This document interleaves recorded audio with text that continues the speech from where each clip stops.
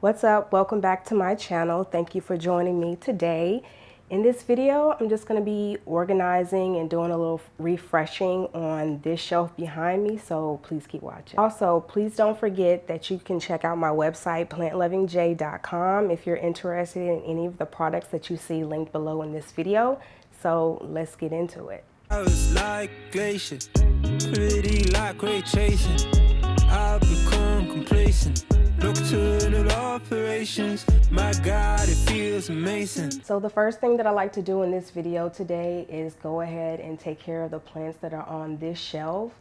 I have some plants that I've already removed, and I've started cleaning and rinsing off their leaves and treating some of the plants that needed it. I like to go ahead and add a shelf liner to this shelf. I already have one on the bottom, but I'm gonna put one on the top and start adding my plants back on here. And hopefully, if I can get a chance to, I would like to go ahead and do the bottom shelf as well. So let's get into that.